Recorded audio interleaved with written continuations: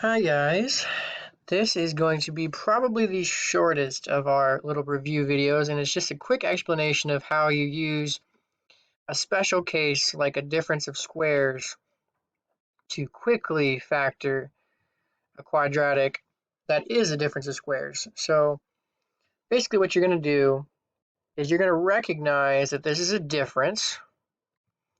It's a subtraction, it's a difference, and you have an a here that is a square number. So the 9 is a square number because 3 times 3 makes 9. And the c term is a square number as well. It's 6 times 6 makes 36. So the key here is that there's no middle term. There's no x term.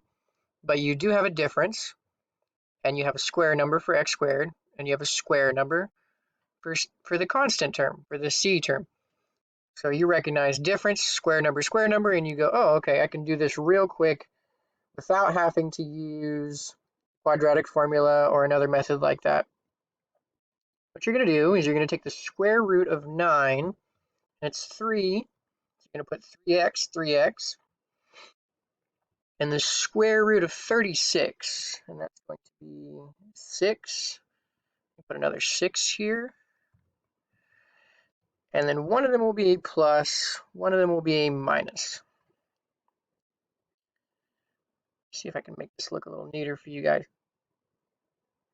So we have two factors. We have a 3x plus 6, we have a 3x minus 6. I didn't have to use the quadratic formula or the diamond and rectangle method or any of those. I could just use the difference of squares and say, oh, okay, real quick, square root of 9 is 3, square root of 36 is 6, and one's a plus, one's a minus, and I'm done. And you can take those and use the zero product property that I talked about in another video to find the x-intercepts of this quadratic.